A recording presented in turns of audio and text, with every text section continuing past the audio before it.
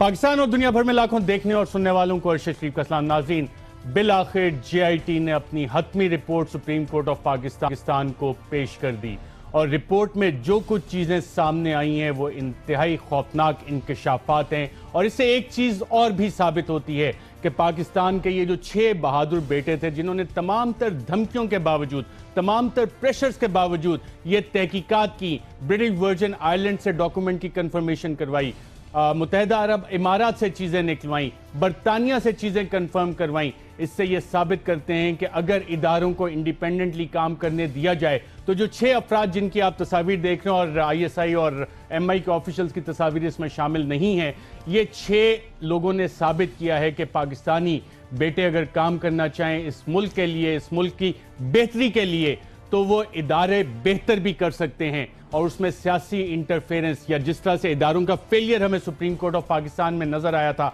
मोअज़्ज़िज़ जज साहिबान ने कहा था, जिस तरह आज चेयरमैन SCCP जो रिकॉर्ड टेम्परिंग करते हुए पकड़े गए FIA रिपोर्ट के मुताबिक, उस तरह के इदारों के सरबराहान जो सियासी लीडरान के गुलाम बने होते हैं, उनके पपेट्स बने होते हैं, उनकी कठपुतलियां बने होते हैं, अगर इदारे खुद खड़े हों तो आज इन 6 लोगों ने साबित किया है कि पाकिस्तान बेहतर हो सकता है। पाकिस्तान में जो लूट मार का बाजार गर्म किया जाता है वो खत्म हो सकता है और पाकिस्तान में जो लोग गरीब हैं, जिनका पैसा लूट के इस मुल्क से बाहर लेके जाया जाता है और इन लोगों को मजबूर किया जाता है कि वो गुर्बत की जिंदगी गुजारें, शायद वो हालात बदल सकते हैं। आज एक पाकिस्तान में करप्शन के खात्मे के हवाले से आगाज हुआ है। इसमें बहुत सारे मराहिल आगे आएंगे, लेकिन आज की रिपोर्ट यह साबित करती है कि करप्शन के खिलाफ, करप्शन माशी दहशतगर्दी के खिलाफ रियासत पाकिस्तान पुरअज़म है। ये तो रिपोर्ट में क्या चीजें हैं, क्या क्या इंकशाफात हैं। हमारे वजीर आजम दुबई का इकामा लेके वहां पे मजदूरी करना चाहते थे या क्या करना चाहते थे बतौर वजीर आजम पाकिस्तान, वो भी आपको बताएंगे। इस हवाले से वजीर आजम की कौन सी ऑफशोर कंपनीज निकली हैं, मरियम सफदर साहिबा के हवाले से जो कहती थी मेरी तो लंदन क्या पाकिस्तान में कोई जायदाद नहीं है, उनके हवाले से JIT रिपोर्ट ने क्या कहा है, नीलसन और नेस्कॉल की बेनिफिशियल ओनरशिप उनके हवाले से किस तरह से साबित हुई है, ये भी आपको चल के प्रोग्राम में आगे बताएंगे। लेकिन नाज़रीन, आज जब ये JIT की रिपोर्ट, तो मरियम सफदर साहिबा ने एक ट्वीट किया कि JIT रिपोर्ट इज रिजेक्टेड, और रिजेक्टेड के अल्फाज उन्होंने कैपिटल लेटर्स में लिखे।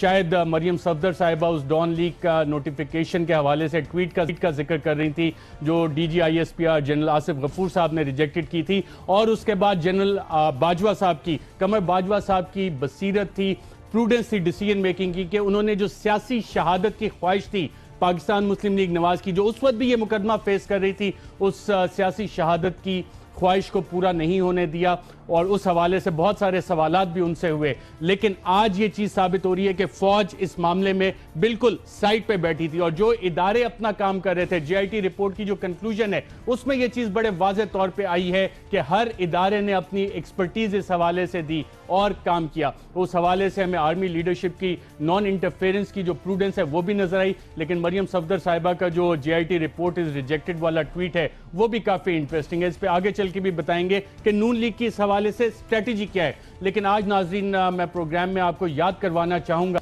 कि एक शख्स जो शरीफ खानदान का काफी अरसे तक मोहसिन भी रहा और बाद में सदर पाकिस्तान भी बना, जी हाँ, साबिक सदर गुलाम इसाक खान मरहूम, जो कि शरीफ खानदान के मोहसिन भी थे और बहुत सारी इनायात भी उन्होंने की, बहुत जगह पे मदद भी इनकी की। जब उन्होंने इनकी हुकूमत बर्खास्त की थी तो किस हवाले से क्या चार्जशीट थी, आइए जरा सुनते हैं।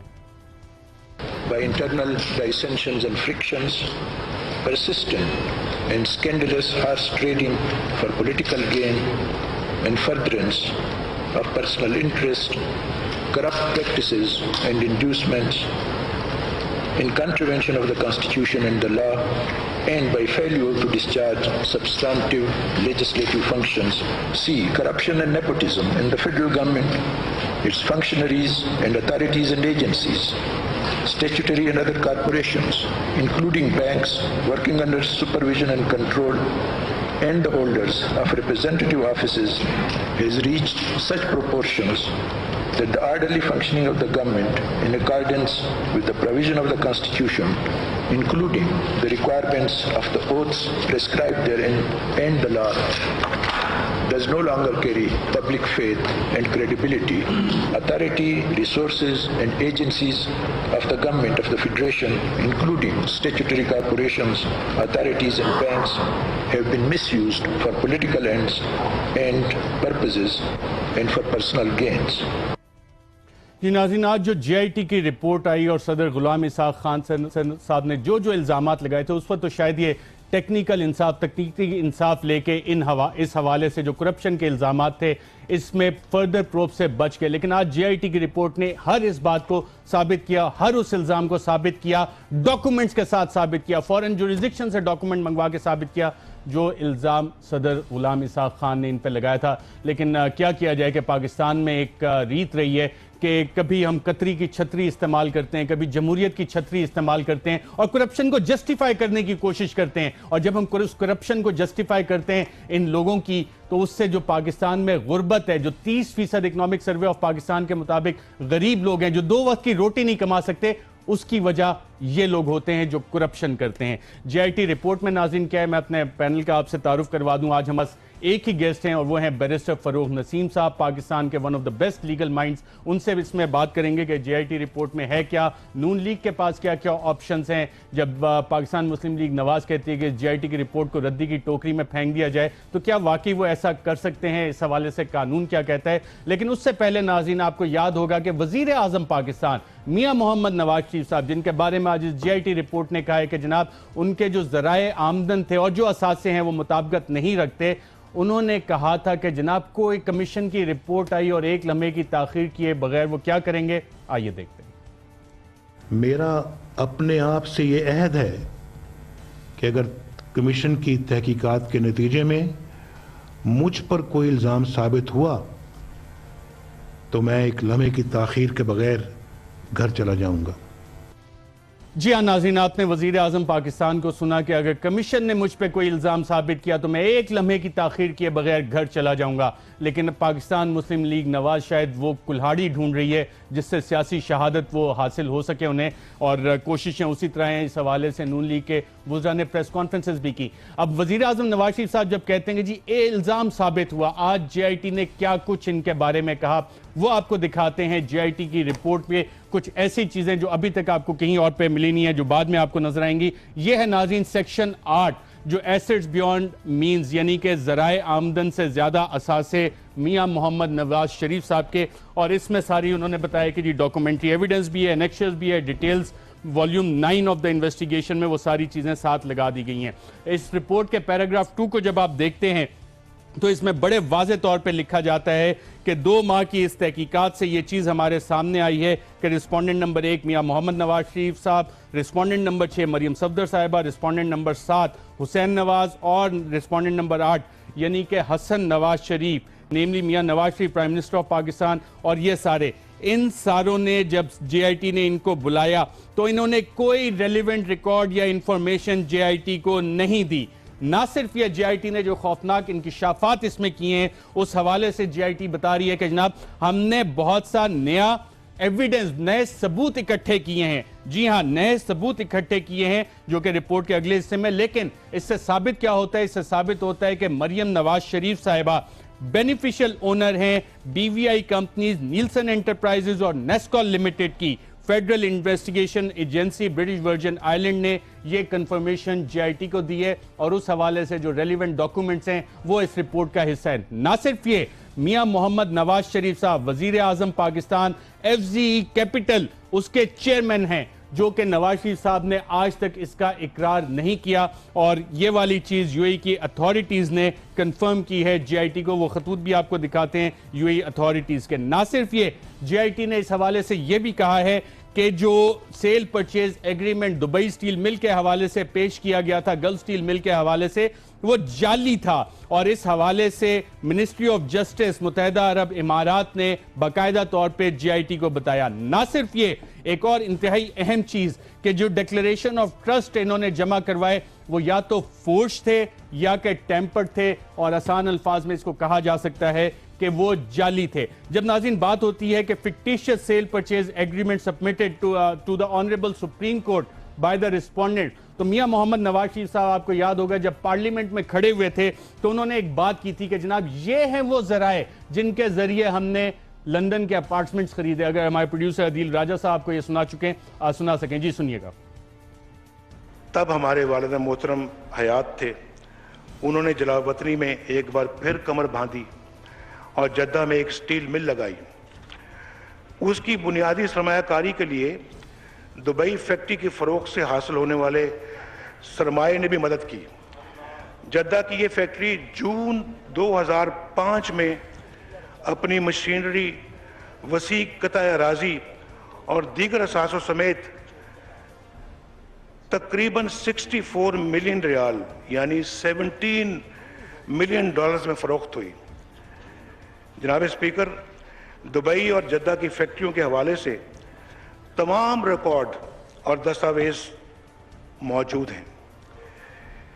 हजूर, ये हैं वो ज़राए और वसाइल जिनसे लंदन के फ्लैट्स खरीदे गए।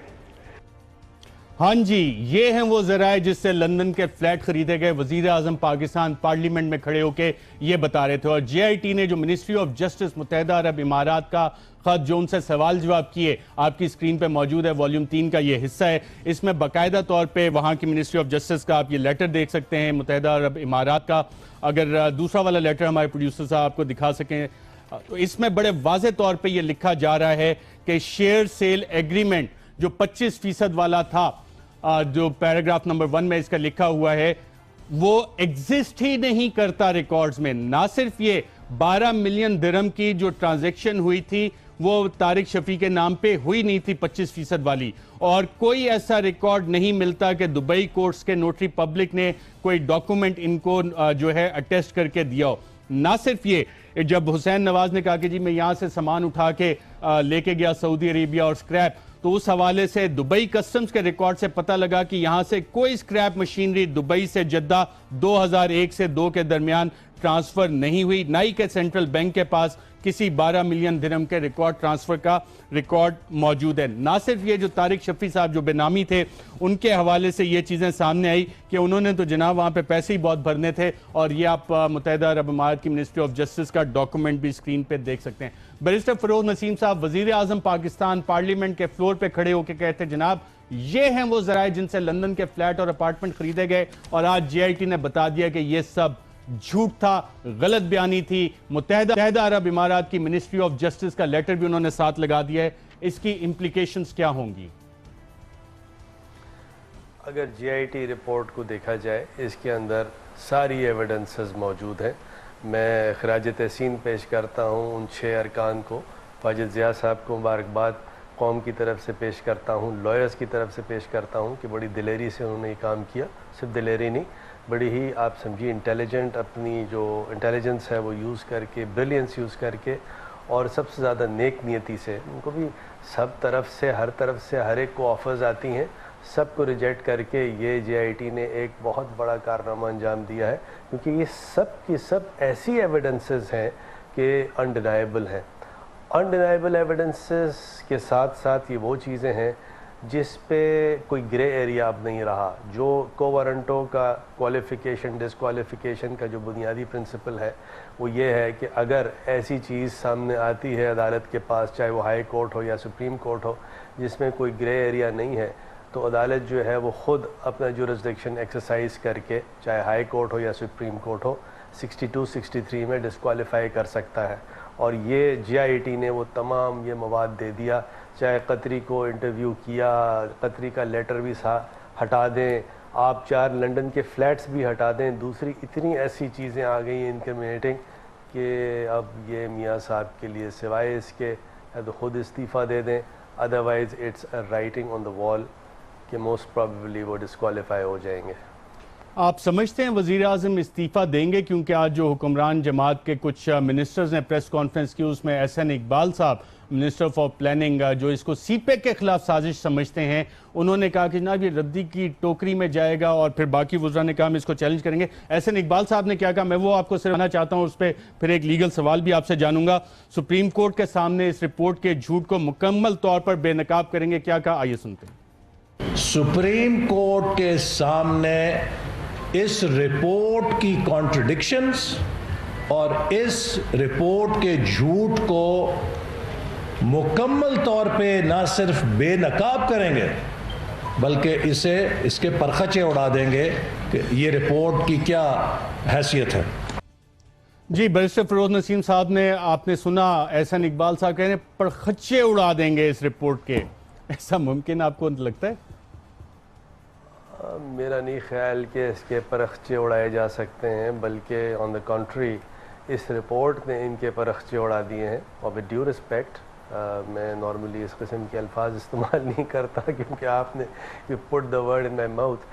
देखिए, इशू सारा ये है कि ये वो परखचे सिर्फ इस तरह उड़ा सकते हैं कि मिसाल के तौर पे जैसे ये रिपोर्ट है, इसमें ये लिखा हुआ है कि जो ऑफशोर कंपनीज़ हैं, सेवरल ऑफशोर कंपनीज, सिर्फ नेस्कॉल और नीलसन नहीं है, एक कोई अल्लाना सर्विसेज लिमिटेड है, एक लैम्किन SA है, एक कुम्बर ग्रुप इंक है, एक हिल्टन इंटरनेशनल लिमिटेड है, उसके साथ साथ ये कैपिटल FZE है, और तमाम की तमाम ट्रेल क्या बताई। थोड़ा सा आपने कैपिटल FZE का जिक्र किया बैरिस्टर फिरोज नसीम साहब, मैं ज़रा कैपिटल FZE की आपको कहानी भी बताता हूं जो इस JIT रिपोर्ट के मुताबिक है। और वज़ीर आज़म पाकिस्तान के पास इकामा भी है। जो हमारे पाकिस्तानी भाई मुत्तहिदा अरब इमारात में काम करते हैं उन्हें पता होगा कि इकामा क्या होता है।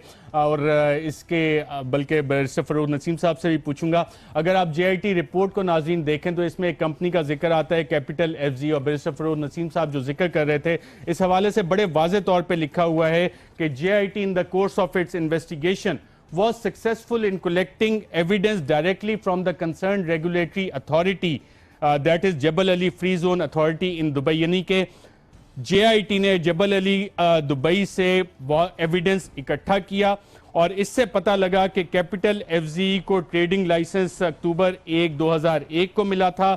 The licence shows respondent number 8 as manager, यानी कि हुसैन नवाज इसके मैनेजर हैं। द हसन नवाज इसके मैनेजर है, रिस्पोंडेंट नंबर 8। और इसके बाद ये further evidence 10 procured reveals that Mian Nawaz Sharif, मजीद सबूतों से ये पता लगा कि मियां नवाज शरीफ जो रिस्पोंडेंट नंबर 1, मुल्जिम number 1, chairman of the board for capital FZE from 7 August, वो इस कैपिटल FZE के चेयरमैन थे बोर्ड के 7 अगस्त 2006 से अप्रैल 20, 2014 तक, और सैलरी ले रहे थे 10,000 दिरहम। यानी कि इलेक्शन के बाद भी 2013 में वो इसके चेयरमैन थे बोर्ड के, और 10,000 दिरहम वहां से इनको सैलरी आ रही थी, जो इन्होंने कभी अपने असासों में जाहिर नहीं की कि वो इसके चेयरमैन थे। मजीद JIT कहती है कि मजीद सबूतों से ये पता लगा कि 2 फरवरी 2007 को एम्प्लॉयमेंट कॉन्ट्रैक्ट में जो नौकरी का इनका मुआहदा था उसमें इनकी तनख्वाह जो है वो बढ़ा दी गई, और फॉर्म 9 जो रिस्पोंडेंट नंबर 1 ने दुबई की अथॉरिटी को खुद साइन करके जमा करवाया, उसके मुताबिक respondent number 1 was able to procure इकामा डेटेड 5/7/2009, और उन्हें इकामा मिला 5/7/2009 से, जो कि वैलिड रहा 4 जून 2015 तक, ताकि वो दुबई में काम भी कर सकें और रह भी सकें। ये बैरिस्टर फिरोज नसीम साहब इसमें चीज़ लिखी हुई है। और वज़ीर आज़म पाकिस्तान बतौर वज़ीर आज़म दुबई में काम करने का परमिट और दुबई में रहने का परमिट इस कंपनी के चेयरमैन की हैसियत से हासिल किया और तनख्वाह भी लेते रहे। आपने कभी जिक्र सुना कि वज़ीर आज़म ने ये डिक्लेयर किया हो, कहीं किसी 2 कौम से खिताब में ये बात की हो, या कि पार्लियामेंट में ये जिक्र किया हो इस हवाले से? नहीं है, मैंने ऐसा कुछ नहीं सुना। और इससे एक और बात निकलती है कि अगर आप किसी मुल्क के और पाकिस्तान के प्राइम मिनिस्टर हैं तो फिर आप कोई ऑफिस ऑफ प्रॉफिट होल्ड नहीं कर सकते। ये नहीं हो सकता कि आप पाकिस्तान के प्राइम मिनिस्टर भी हों और किसी कंपनी के, चाहे वो पाकिस्तान की हो या UAE की हो या अमेरिकन हो या ब्रिटिश या कैनेडियन कंपनी हो, उसके आप चेयरमैन भी हों, उसकी सैलरी भी मिल रही हो। ये सारा झूठ है, और झूठ के साथ साथ सप्रेशन है। सारी चीज़ें इन्होंने कंसील की हैं। वो जो तमाम गॉडफादर और सिसिलियन माफिया की बात हो रही है वो तो दुरुस्त सामने, it's a writing on the wall. और अब टेस्ट ये है कि ये तो चलिए एक चीज़, एक चैप्टर का सद्देबाब हुआ है। बिल्कुल, जो ऐसे और खोसा भी जस्टिस आसिफ गॉडफादर सईद और खोसा साहब की विजडम हमें इस जजमेंट के पहले सफ़े पे नजर आती है और जिसको फर्दर परस्यू 3 मौजिज जज साहिबान ने किया। जस्टिस गुलजार साहब और जस्टिस खोसा साहब तो अपना फैसला दे चुके थे और इन 3 मौजिज जज साहिबान जो इसको आगे लेके चले, इस JIT रिपोर्ट से वो सारी विजडम इस्टेब्लिश हो रही है कि जो जो चीज़ें इस फैसले में सारी लिखी गई 540 सफ़ात में, नाज़रीन आज JIT ने दस्तावेजात के साथ उस चीज को कर दिया है। ना सिर्फ ये जून 2016 को कैपिटल FZ के हवाले से और कुंबर ग्रुप जिसका आज JIT ने जिक्र किया है, हमने भी एक प्रोग्राम में इसका हल्का सा जिक्र छेड़ा था, हल्का सा जिक्र आज बड़ी तफसील से JIT रिपोर्ट में आया है। क्या बात हुई थी 2016 में, इसके हवाले से आइए देखते हैं। क्यू होल्डिंग का इस खत में नाज़रीन जो जिक्र है, क्यू होल्डिंग की अगर फाइनेंशियल शीट हम आपको दिखा सकें, 31 मार्च 2009 की director report and financial statements हैं ये, और इस पे जब हम अगले सफ़े पे जाते हैं तो आप देख सकते हैं कि ये तकरीबन 1.7 मिलियन पाउंड कुंबर ग्रुप के हैं जो कि कंपनी ब्रिटिश वर्जिन आइलैंड्स में रजिस्टर है और ये कहा जा रहा है कि हसन नवाज के क्लोज फैमिली मेंबर की है और जिसका कि इसमें इंटरेस्ट है। और जब बाद में पनामा पेपर्स आए तो हमें पता लगा कि जनाब ये कुंबर ग्रुप तो ये वही कुंबर ग्रुप है जिस पर मरियम सफदर साहिबा के और हुसैन नवाज साहब के सिग्नेचर्स हैं इस डॉक्यूमेंट पे और ये कंपनी उनकी कंपनी है। इसी तरह दूसरी कंपनी जिसका जिक्र है SCCP के इस खत में वो क्विंट पेडिंगटन है और क्विंट पेडिंगटन की अगर 31 मार्च 2008 की directors report and financial statement हम उठा के देखें तो इसमें जो दुबई वाली कंपनी है उसका भी हमें पता लगता है कि तकरीबन 6,14,988 पाउंड कैपिटल FZE के जरिए से ये ट्रांजैक्शन हुई है और इसी तरह इसके हवाले से भी यही बताया गया है कि जनाब ये भी हसन नवाज के क्लोज रिलेटिव की है। तो ये मिलियंस ऑफ पाउंड्स की ये ट्रांजैक्शंस, लेकिन SCCP ने ये तहकीकात का आगाज़ उस वक्त किया था जब पानामा पेपर्स नहीं हुए थे और इसके बाद से अब तक इस पर कार्रवाई नहीं हुई। तो अब सवाल यहाँ पे ये बनता है कि SCCP जब इस पे कार्रवाई बाकी पानामा पेपर्स वाले पे करेगी तो क्या इसका अंजाम भी यही होगा जैसे कि इस वाले खत का हुआ।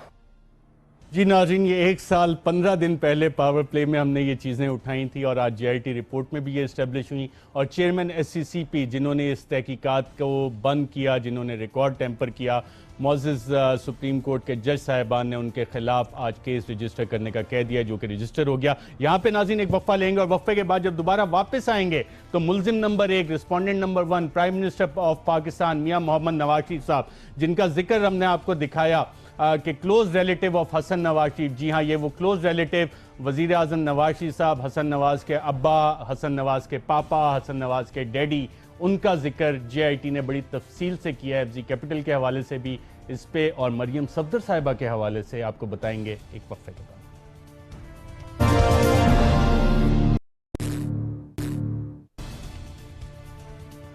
वेलकम बैक नाज़रीन। वज़ीर आज़म पाकिस्तान ने जब कौम से खिताब किया था तो कौम से एक और वादा किया था। क्या वादा था, आइए आपको दिखाते हैं।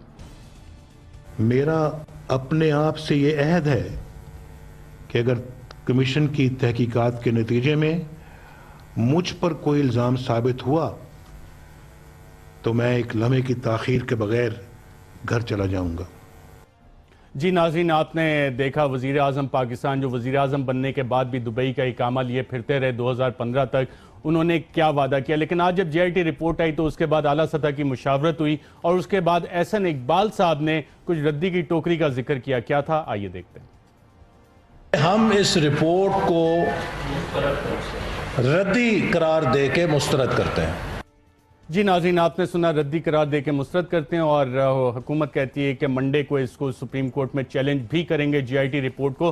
बैरिस्टर फिरोज नसीम साहब, 5 मई 2017 का जो ऑर्डर ऑफ द कोर्ट है, जो मोहतरम जस्टिस एजाज अफजल खान, जस्टिस शेख अजमत सईद और जस्टिस एजाजुल एहसन साहब ने दिया, उसका पैराग्राफ नंबर 7 में है कि as the JIT in essence and substance is acting on the direction of the supreme court of Pakistan, कि JIT जो कि सुप्रीम कोर्ट ऑफ पाकिस्तान के अहकामात पे चल रही है, all the executive authorities throughout Pakistan shall act in aid of the JIT। जब आइन का आर्टिकल 190 उठा के देखते हैं तो all executive authorities to act in aid of the supreme court, और सुप्रीम कोर्ट ने कहा कि all executive authorities throughout Pakistan shall act in aid of the JIT।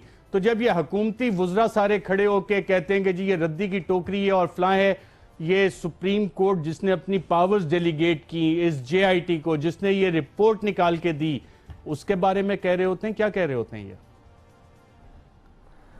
देखिए, मैं आपको अपनी एनालिसिस पेश करता हूँ। वो एनालिसिस ये है कि सुप्रीम कोर्ट ऑफ पाकिस्तान, ये रूल 32 है सुप्रीम कोर्ट रूल्स का, उसके तहत कोई भी कमीशन बना सकता है और वो कमीशन जो है उस पे कानूनी शहादत एप्लीकेबल होता है, सिविल प्रोसीजर कोड भी एप्लीकेबल होता है और वो उस कमीशन के थ्रू किसी चीज़ की भी तहकीक कराई जा सकती है। सुप्रीम कोर्ट ऐसा कर सकता है। तो ऐसा जो कमीशन है वो सुप्रीम कोर्ट का एक एक्सटेंडेड आर्म होता है। अब या तो ये कोई साबित करे कि कमीशन ने जो भी अपनी रिपोर्ट दी, इंक्वायरी की, वो बिल्कुल हवा में है, उसमें किसी किस्म की कोई एविडेंस नहीं है, सारे कंक्लूजन जो हैं वो गलत मलत है। तो ऐसा तो नहीं है। यहाँ तो एक एक चीज़, एक एक जो हर्फ जो लिखा है जेआईटी ने, उसमें एक एक जगह आप समझिए कि उसकी सपोर्टिंग एविडेंस है, डॉक्यूमेंट है।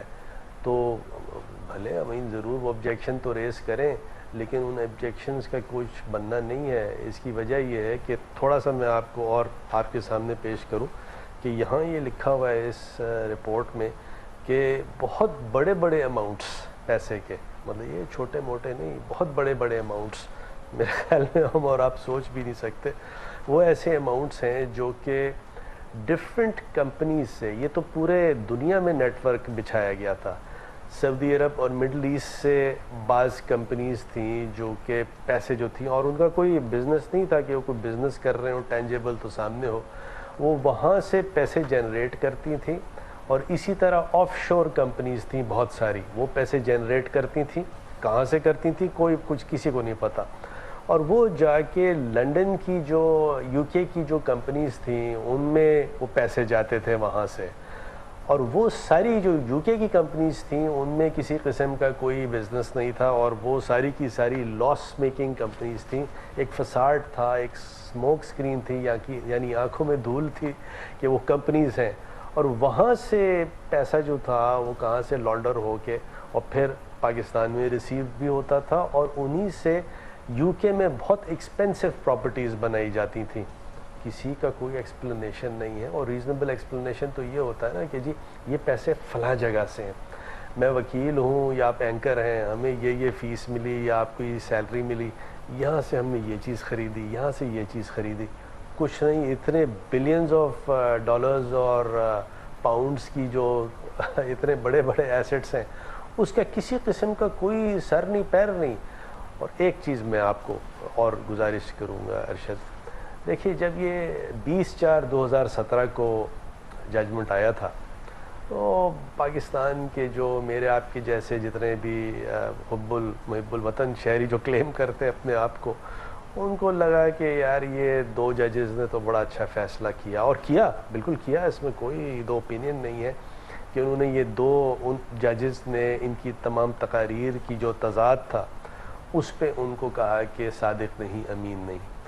लेकिन आप विज़डम देखिए, उन 2 जजेस का भी विज़डम है, लेकिन यहाँ आप ये देखिए जस्टिस इजाज़ अफजल का, जस्टिस अजमत शेख का और जस्टिस इजाज़ुल एहसन का, इन तीनों का विज़डम देखिए कि ये जो इंक्वायरी इन्होंने कराई और फिर छोड़ नहीं दी। बहुत से लोग, चले अब तो खुल गई बात, बहुत से लोग ये बातें करते थे कि यार ये बस ऐसी टोपी ड्रामा होगा, लेकिन नहीं, आखिर में उन्होंने लिखा भी कि हम इसको ब्लाइंड एली में will not allow it to be lost, हम कोई बंद गली में इसको खोने नहीं देंगे। और उन्होंने करके दिखाया। पहले ऐसे लोग अपॉइंट किए जिन पे कोई उंगली नहीं उठा सकता था, जो बिकते नहीं थे, जो कॉम्पिटेंट थे, और दूसरा फिर मॉनिटरिंग की, उसकी पीरियोडिकल फोर्टनाइटली मॉनिटरिंग की, और ये रिज़ल्ट आपके सामने आया। अगर ये 3 लर्नेड जजेस ये नहीं ये तहकीक कराते तो ये इस तरह चीज़ खुल के नहीं आती। बिल्कुल, ये सबूत सारे ना निकलते। मैं एक और इसी जेआईटी की रिपोर्ट से सामने बैरिस्टर फरोज नसीम साहब चीज़ रखना चाह रहा हूं कि मियां मोहम्मद नवाज शरीफ साहब का एक 110 मिलियन का लोन था रमज़ान शुगर मिल का 2001 और 3 के दरमियान, और उसको जो सेटल किया गया 50 million was paid by Ramzan Sugar Mill to NAB on account of respondent number 1. These liabilities of Ramzan Sugar Mill were settled in the year 2011-12 without any visible source of income. अब ये 50 million Nawaz Sharif साहब की तरफ से इस हवाले से settle किया जा रहा है। ना सिर्फ ये, फिर वजीर आजम नवाज शरीफ साहब मुलजिम नंबर 1 जो इस मुकदमे के हैं, उन्होंने जो 2013 में टैक्स रिटर्न्स फाइल किए, उसमें उन्होंने कहा कि जी मैंने 100 मिलियन मुस्लिम लीग नवाज को डोनेशन दी है, और उसके बाद इसमें JIT रिपोर्ट लिखती है कि 45 मिलियन उन लोगों को पार्टी ने वापस कर दिए, और मिस डिक्लेरेशन ऑफ वेल्थ यहाँ पे भी मियां नवाज शरीफ साहब की नजर आ गई। तो ये अब मुकदमा जो है आपको किस तरफ जाता हुआ नजर आ रहा है? नवाज शरीफ साहब की ऑप्शन जो उन्होंने कहा था कि मैं अपने आप से ये अहद करता हूं, उस अहद से भी मुकर्रते हुए आपको नजर आ रहे हैं, और एक लॉन्ग ड्रॉन लीगल बैटल की तरफ जाता हुआ ये केस आपको नजर आ रहा है नवाज शरीफ साहब की तरफ से? देखिए, वो बदअहदी तो वो कर सकते हैं, अल्लाह हिदायत दे, मैं दुआ करता हूँ कि ना करें, लेकिन ये कोई लॉन्ग ड्रॉन लीगल बैटल अब नहीं है। देखिए, ये मंडे जो आ रहा है 17 तारीख है, उसमें अदालत ने आज ये कह दिया, जजेस ने, ये तमाम वकला ये पढ़ के आइएगा, अभी से ले लें कॉपियाँ। यानी इन अदर वर्ड्स अदालत ने ये कह दिया कि हम मंडे को टाइम नहीं देंगे। आज बाज़ लोग कहने लगे जी आज तो वो रिपोर्ट पेश हुई, कुछ हुआ नहीं। वही प्रोसीजर इसका यही है। प्रोसीजर ये है कि जब इस किस्म की कोई कमीशन की रिपोर्ट आती है, छोटे केसों में नाजिर की या किसी की रिपोर्ट आती है, तो दोनों फरीक जो होते हैं, फरीकैन जो होते हैं, उनको कॉपी दी जाती है रिपोर्ट की। कॉपी देने के बाद उनसे कहा जाता है कि आप जो चाहे चीज़ फाइल कर दें, फिर इस पर बहस करें। तो मैं आपको डे 1 से कह रहा था ना, लोग बहुत मुझसे ज़्यादा कॉम्पिटेंट वकील हैं, मैं किसी का नाम नहीं लूँगा, वही कहते थे नहीं जी अब चार्ज होगा, क्रॉस होगा, नहीं, ये सब कुछ नहीं है। ये मंडे को बहस शुरू हो जाएगी, और मुझे लगता है ये डे टू डे बहस चलेगी, 2 दिन 3 दिन, इससे ज़्यादा नहीं। और अगले ही हफ्ते के टुवर्ड्स द एंड या मिड ये फैसला आ जाएगा, और एन मुमकिन है, मतलब ये कि it is very difficult to predict court cases, लेकिन क्योंकि इतनी प्रीपोंडरेंट एविडेंस सामने आई है, इस पे कोई मेरा नहीं ख्याल, it's a writing, I think it's a writing on the wall कि बात डिस्क्वालिफिकेशन की तरफ भी जाएगी, और साथ साथ क्रिमिनल केसेस को रजिस्टर करने का भी। और क्रिमिनल केसेस किस किस के खिलाफ हो सकते हैं? क्योंकि JIT की रिपोर्ट में तो रिकमेंडेशन जो है वो काफ़ी सारे लोगों के बारे में, रिस्पोंडेंट नंबर 1 से 10 तक, और जिसमें इसहाक डार साहब का नाम भी आता है, सईद अहमद, जावेद कियानी और दीगर लोग भी शामिल हैं इस रिकमेंडेशन में। समझते हैं ये क्रिमिनल प्रोसीडिंग्स अब उन सब की तरफ जाती है, आपको नज़र आ रही है? देखिए, मैं किसी का नाम नहीं लूँगा, बीच में कुछ मेरे दोस्त भी हैं, लेकिन सिर्फ इतनी बात कह सकता हूँ कि ये क्रिमिनल जो चीज़ें हैं ये शायद सभी की तरफ जाती हुई नज़र आ रही हैं, और जो भी होल्डर ऑफ पब्लिक ऑफिस है वो सारे के सारे जो हैं वो बिल्कुल रेड लाइन पे हैं, डिस्क्वालीफाई भी हो सकते हैं। तो ये मामलात बहुत ही गंभीर और गड़बड़ है मियाँ साहिबान के लिए, और अनफॉर्चुनेट है कि पाकिस्तान का एक प्राइम मिनिस्टर, उसके साथ ये सब कुछ हो। लेकिन अरशद, एक और बात भी है साथ, इसके अलावा भी जो भी गॉडफादर्स हैं, इसके अलावा भी जितने सिसिलियन माफियाज़ हैं, उन सब का सद्देबाप होना बाकी है, और होना बहुत ज़रूरी है अगर इस मुल्क ने बाकायदा तौर पे इंशाल्लाह सर्वाइव करना है। जी, बैरिस्टर फरोज़ नसीम ने बिल्कुल सही कहा, और सुप्रीम कोर्ट ऑफ पाकिस्तान के मुअज़्ज़िज़ जज साहिबान के हुक्म के बाद लगता ये है कि जो छोटे छोटे सिसिलियन माफियाज हैं और छोटे छोटे गॉडफादर्स बड़े गॉडफादर के साथ हैं, उन सब का बुरा वक्त चल रहा है। नाज़रीन, इससे पहले कि मैं वक्फे पे जाऊं, एक और शख्सियत थी जिन्होंने कहा था मेरी पाकिस्तान तो क्या, लंदन तो क्या, पाकिस्तान में भी कोई जायदाद नहीं है। अगर हमारे प्रोड्यूसर जो ब्रेक का कह रहे हैं ये बता सकें कि ये किन साहिबा ने कहा था, और उनके हवाले से इस JIT रिपोर्ट ने क्या कुछ इंकशाफात किए कि उनके पास क्या चीजें हैं, आइए देखते हैं।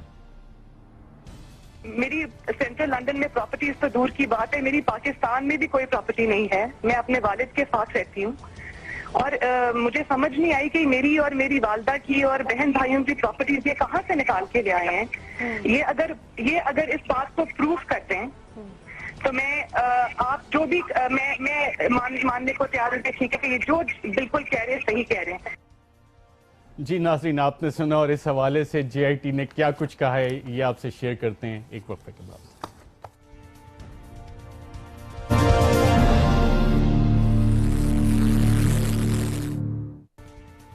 वेलकम बैक नाज़रीन। मरियम सफदर साहिबा रिस्पोंडेंट नंबर 6 के हवाले से JIT ने बड़े वाज़े अल्फाज में क्रिमिनल ऑफेंस का जिक्र किया है, और ये आप देख सकते हैं कि उन्होंने जाली दस्तावेजात जेआईटी को दिए जो कि क्रिमिनल ऑफेंस है, और साथ साथ उनकी इनकम के हवाले से भी जेआईटी ने सारी चीज़ें खोल के रख दी हैं और बताया है कि जनाब उनके पास कोई आमदनी नहीं थी जिससे उन्होंने असासे बनाए और सवालात का जवाब जेआईटी को नहीं दे सकी। बैरिस्टर फरोग नसीम साहब, इसकी इम्प्लीकेशन मरियम सफदर साहिबा के लिए क्या होंगी? काफ़ी डिफ़िकल्टी में नज़र आती हैं, क्योंकि सुप्रीम कोर्ट ने ये जेआईटी बनाई, यानी ये जेआईटी सुप्रीम कोर्ट का एक पार्ट है, उसका एक एक्सटेंशन है। तो यानी अगर कोई इस जेआईटी से किसी ने गलत बयानी की, झूठ बोला, कोई फोर्ज्ड फ्रॉडुलेंट डॉक्यूमेंट जमा किया, तो ये पर्जरी का कानून है। सुप्रीम कोर्ट रूल्स में, पीपीसी में हर तरह से एक ये क्रिमिनल ऑफेंस है, इसकी क्रिमिनलिटी है। ये एक बहुत ही ख़तरनाक और समझिए डिफ़िकल्ट सिचुएशन में शी हैज़ लैंडेड हरसेल्फ। और बैरिस्टर फरोग नसीम साहब, क्या ये कहना सही होगा कि मरियम सफदर साहिबा का सियासी कैरियर लॉन्च होने से पहले ही ख़त्म हो गया? ये तो उसी वक्त ऐसे ही नज़र आ रहा था जब वो जेआईटी में जा रही थी, और जेआईटी में एक्चुअली एक सीरियस इंक्वायरी हो रही थी। ये नहीं है कि कोई पॉलिटिकल विक्टिमाइजेशन हो रही है। देखिए, जेआईटी की इंक्वायरी कौन कर रहा था? जेआईटी की इंक्वायरी जो है वो सुप्रीम कोर्ट कर रहा था, ये करवा रहा था। तो सुप्रीम कोर्ट तो पॉलिटिकल पार्टी नहीं है। ठीक है, इमरान खान साहब ने एक पिटीशन ज़रूर फाइल की, लेकिन इंक्वायरी इमरान खान ने नहीं कराई, पीटीआई ने नहीं कराई, ये इंक्वायरी कराई है supreme court of Pakistan. Supreme court of Pakistan ने। मैं बैरिस्टर फरोग नसीम साहब, टाइम क्योंकि कम है, एक और बहुत ही इंपॉर्टेंट है जिनका नाम है इसहाक डार साहब, वजीर आजम के नाज़रीन समदी भी हैं, मुल्क के वजीर ख़जाना भी हैं, और इनके हवाले से जेआईटी जो चीज़ें लिखती है, जेआईटी ने पता लगाया कि 5.5 मिलियन बरतानवी पाउंड इसहाक डार साहब ने बर्राक होल्डिंग्स के साथ इन्वेस्ट किया, और टैक्स रिकॉर्ड भी साहब का मिसिंग है जो कि टैक्स इकट्ठा करते रहते हैं, और आप ये देख सकते हैं ये इन्होंने इन्वेस्ट किए। और जो सोर्स है इन 5.5 मिलियन पाउंड की जो इन्होंने इन्वेस्ट किया और अपने बेटे को दिए 4.9 मिलियन इसमें से, उसकी कोई सोर्स उन्होंने नहीं बताई। और बाकी भी चीज़ें इस हवाले से इसहाक डार साहब, फरोग नसीम साहब मुल्क के वजीर ख़जाना जो टैक्स इकट्ठा करते हैं, अपने टैक्स के मामलात उनके, और ये 5.5 मिलियन पाउंड उन्होंने वहां पे बराक होल्डिंग में यूएई में इन्वेस्ट किए हुए, और इनके भी हालात बाकी शरीफ खानदान की तरह ही नजर आ रहे हैं। तो इनका क्या बनेगा? देखिए, डार साहब अगर उसका कोई रिकॉर्ड दे देते हैं, अब दे दें, कह दें कि मैंने फला मेरी इनकम थी, फला इनकम से मैंने ये पैसे जमा किए, फिर यहाँ मेरा टैक्स रिकॉर्ड है, यहाँ मैंने वेल्थ स्टेटमेंट में या टैक्स रिटर्न में मैं डिक्लेयर किया, चलिए वो एफबीआर के पास रिकॉर्ड नहीं है तो आप दे दें। क्योंकि देखिए, नैब का जो कानून का इतलाक़ जो है वो 1 जनवरी 1985 से है, तो नैब के कानून के लिए कोई टाइम बार इशू जो है वो 1 जनवरी 1985 से पहले का है, उसके बाद का नहीं है। टैक्स के लिए, टैक्स रिटर्न्स के लिए तो 5 साल है, लेकिन नैब के लिए 1 जनवरी 1985 कट ऑफ डेट है, और ईसीपी के लिए जो डिक्लेरेशंस दिए जाते हैं कोई कट ऑफ डेट नहीं है। तो ईसीपी में अगर किसी ने, मैं डार साहब की बात नहीं कर रहा, जनरली बात कर रहा हूँ, अगर ईसीपी में किसी ने गलत डिक्लेरेशन दिए हैं, पूरे अपने एसेट्स डिक्लेयर नहीं किए, और पार्लियामेंटेरियन है, तो फिर वो भी क्रिमिनल ऑफेंसेस में आता है, वो भी डिस्क्वालीफाई होता है आदमी। आपको इसमें कहीं साजिश नजर आ रही है? जो हुक्मरान जमात बार बार कह रही है साजिश हो रही है, साजिश हो रही है, साजिश हो रही है, ये साजिश किसने की? जिन्होंने ये टैक्स इवेट किया, जिन्होंने प्रॉपर्टीज बनाई, वो साजिश थी या ये साजिश है? नहीं, कोई साजिश नहीं है। ना जेआईटी वालों ने साजिश की, ना सुप्रीम कोर्ट ने कोई साजिश की, ना आप जैसे एंकरों ने साजिश की, ना हम जैसे एनालिस्ट ने, लॉयर्स ने कोई साजिश की। हमने तो डे 1 से, अगर आप देखें, यही हाँ, लेकिन इस सब के बावजूद बैरिस्टर फरोग साहब, नवाज शरीफ साहब ने कहा था अगर कोई भी इल्जाम साबित हो जाए, आज जेआईटी ने बहुत कुछ साबित किया, क्या कहा था वो एक दफा फिर सुनते हैं। मेरा अपने आप से ये अहद है